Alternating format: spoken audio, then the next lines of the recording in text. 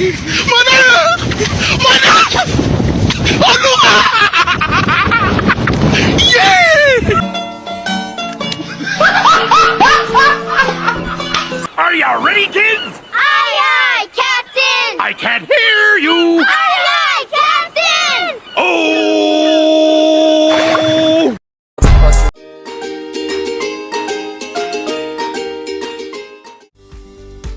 Hai semuanya, perkenalkan nama saya Rika Dwi Savitri. Saya dari tingkat 2 Manajemen Fakultas Ekonomi Universitas Wadaya Gunung Jati. Di video kali ini, saya akan sedikit menjelaskan mengenai pembelajaran berbasis kompetensi. Stay tune in my video ya. Pembelajaran berbasis kompetensi dapat diartikan sebagai pembelajaran yang dilakukan dengan orientasi pencapaian kompetensi peserta didik, sehingga muara akhir dari hasil pembelajaran yang telah dilakukan adalah meningkatnya kompetensi peserta didik yang dapat diukur dalam pola pengetahuan, sikap, dan keterampilan. Selanjutnya, tujuan pendidikan dan pelatihan berbasis kompetensi. Tujuan pendidikan dan pelatihan adalah kompetensi yang diharapkan peserta setelah menyelesaikan proses diklat. Kompetensi berbentuk kinerja atau untuk kerja yang baik dapat dicapai berkat kemampuan menerapkan pengetahuan, keterampilan, dan sikap perilaku. Kemudian di sini ada hal-hal yang bisa diterapkan dalam pembelajaran berbasis kompetensi. Yang pertama ada kurikulum berbasis kompetensi. Kurikulum berbasis kompetensi adalah kurikulum yang ditunjukkan untuk menciptakan tamatan yang kompeten dan cerdas dalam membangun identitas budaya dan bangsanya. Kemudian yang kedua ada kompetensi yang dikembangkan.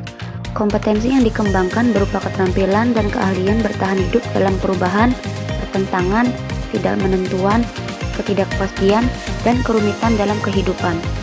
Di sini yang terakhir ada desain dan pengembangan sistem. Nah, di sini desain dan pengembangan sistem pembelajaran dengan seluruh komponen di dalam harus difokuskan pada tujuan pembelajaran yang berisi kompetensi. Lalu di sini ada kompetensi awal dan karakteristik awal peserta didik. Dari pihak pertama adalah pihak yang paling berkepentingan dalam hasil pembelajaran di masa depan. Mereka adalah pihak yang perlu dibantu penyelenggara diklat untuk membangun cita-citanya. Kemudian pihak kedua adalah penyelenggara diklat. Di dalamnya termasuk pengajar dan pengelola satuan pendidikan. Lalu pihak ketiga yaitu pengguna lulusan. Mereka adalah yang berkepentingan untuk mendapatkan lulusan sesuai kebutuhan lapangan kerja. Di sini ada kompetensi dan pengukuran hasil belajar. Pada akhir proses pembelajaran, pengajar, peserta diklat, dan masyarakat ingin tahu bagaimana hasil pembelajaran. Pendesain pembelajaran perlu membuat alat pengukuran yang dapat mengukur kompetensi yang dimaksud dalam tujuan pembelajaran. Alat ukur yang dinyatakan valid dan alat ukur yang dapat mengukur sesuatu yang seharusnya diukur atau reliable. Kemudian di sini ada perbandingan kemampuan dan berkompetensi. Nah, di sini saya sudah sedikit memaparkan perbandingan kemampuan dan kompetensi. Kalian dapat membaca perbandingan tersebut di dalam slide yang sudah saya sediakan. Di slide selanjutnya ada hubungan kompetensi dan strategi pembelajaran. Pendesain pembelajaran diharapkan dapat melaksanakan kegiatannya secara bertahap, yaitu yang pertama, menentukan langkah dan tahapan kegiatan pembelajaran dengan urutan isi yang diarahkan pada pencapaian kompetensi.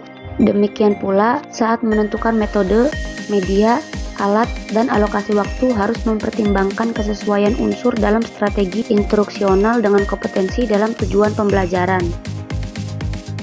Kemudian yang kedua, pengajar melaksanakan perencanaan strategi pembelajaran yang telah disusun dengan memasukkan upaya pemberian motivasi sebagai proses pembelajaran agar peserta didik memfokuskan perhatiannya pada seluruh pembelajaran. Upaya pemberian motivasi berupa pemberian pujian, penguatan, pemberian latihan relevan, dan menanamkan keyakinan kepada peserta didik bahwa ia secara bertahap akan berhasil mencapai kompetensi yang ada pada tujuan pembelajaran. Nah, yang terakhir ada hubungan kompetensi dan pengajar atau fasilitator. Yang pertama, fasilitator perlu menguasai bahan pembelajaran dengan baik atau sangat baik.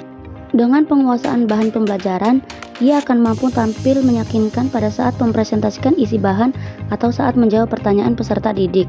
Yang kedua, fasilitator perlu terampil merancang dan melaksanakan strategi pembelajaran, meliputi tahapan pembelajaran, untuk saat menyajikan isi pembelajaran, menggunakan metode, media dan alat, mengelola waktu secara efisien, motivasi, penguatan, dan penghargaan sepanjang proses pembelajaran. Lalu yang ketiga, fasilitator perlu mampu menggunakan sumber belajar yang tersedia di perpustakaan, peralatan laboratorium, ruang pembelajaran, dan mampu menciptakan sendiri sumber pembelajaran lain jika sumber pembelajaran tidak tersedia. Yang keempat, fasilitator mampu merancang dan menggunakan alat pengukuran yang baik sesuai kompetensi dalam tujuan pembelajaran. Alat pengukuran yang baik dilihat dari validitas, reliabilitas, dan kepraktisan penggunaannya. Kemudian yang terakhir, fasilitator mampu memperoleh dukungan tenaga pendidikan dan pengelolaan satuan pendidikan di tempat kerja. Dukungan tenaga kependidikan berupa penyediaan uang, pembelajaran, dan peralatan yang tersedia. Dari pimpinan satuan pendidikan mendapat keleluasaan berkreasi dan berinovasi dalam melaksanakan pembelajaran.